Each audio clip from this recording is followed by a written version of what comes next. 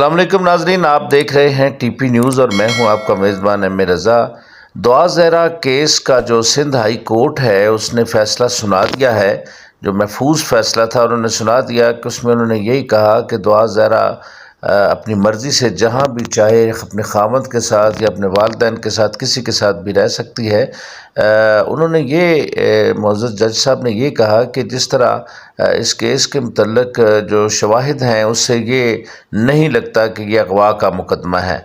बहरहाल तफ्तीशी अफसर जो सिंध के हैं उनसे भी ये हुक्म किया गया कि आप इसका चालान जमा करवाएं और जो इसके एज के मुतल्लिक़ जो शवाहिद हैं उसके सबूत भी दें और लाहौर हाई कोर्ट में भी पेश करने का हुक्म सिंध हाई कोर्ट की सवाबदीद में है। अब नाज़रीन, बहरहाल इस केस ने बहुत ज़्यादा कंफ्यूज किया है। दिक्कत अमेज़ मनाज़र भी कुछ देखने में आए। दुआ ज़हरा की वालदा बेहोश हो गई और उसमें एक प्रेस कॉन्फ्रेंस की है उन्होंने वहीं पे खड़े होके, वो भी हम आपकी खिदमत में पेश करेंगे। तो बहरहाल जिस तरह ये मामला चल रहा था, एक देहाती सा लड़का है और दुआ ज़हरा लग तो यही रहा है कि मोहब्बत की शादी, लेकिन वालिदैन की जो बातें हैं वो सुनने के बाद नाज़रीन बिल्कुल हैरानगी हो जाती है।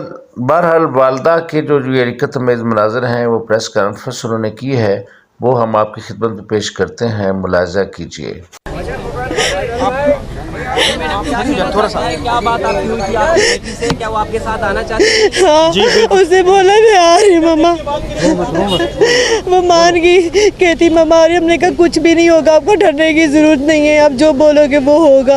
वो पहले दिन वो जो पुलिस वाली जो बैठी हैं वो पहले दिन से धक्के देती हैं, उसको इशारा करती हैं। अभी भी आज उन्होंने इशारा किया उन्होंने, मैंने कहा आप इधर मत देखो। और वो जो वाइट कपड़े वाला है उससे मीटिंग फ़ौरन ख़त्म की और लेके भाग गया वो। और मैं इन्होंने प्यार सर पे जाते हुए हाथ रखने क्या कहता, तुम बाप नहीं हो मैं बाप हूँ। और वो बदतमीजी करता है, धक्के देता है और वो उसको वो बोलता है कि ये बोलो ये बोलो। वो जो जितनी पुलिस वाली हैं वो कौन है, वाइट कपड़े वाला कौन है, वो कौन है? मेरी बेटी मान गई थी, बयान देने लगी थी और ये लोग लेके भाग गए। अब फिर उसका ब्रेन वॉश करेंगे, इसको धमकाएंगे, फिर वही बोलेगी।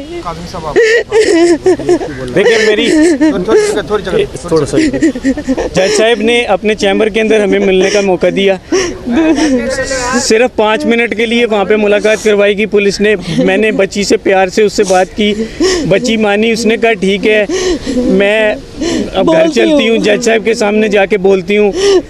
उतनी देर में पुलिस आई, उन्होंने बच्ची का हाथ पकड़ा, खींच के ले गए और हमारे साथ हम जज साहब के पास गए। हमने जाके रिक्वेस्ट की कि जज साहब बच्ची स्टेटमेंट देना चाह रही है कि वो अपने घर जाना चाह रही है। जज साहब ने स्टेटमेंट नहीं ली, उन्होंने कहा एक बार स्टेटमेंट दे दी है, बार बार स्टेटमेंट नहीं होती। जी देखिए बिल्कुल कोशिश करेंगे, लेकिन मेरा सवाल यह जज साहब ने हमारी स्टेटमेंट दोबारा बच्ची की क्यों नहीं ली? बच्ची दोबारा स्टेटमेंट देती, बच्ची घर आ जाती। बच्ची अब घर जाने के लिए हमने उसका सारा डर ख़त्म कर दिया था। 5 मिनट की मुलाकात में हमने उसे ब्रेन वॉश, उसका जो हुआ था वो ख़त्म हो गया।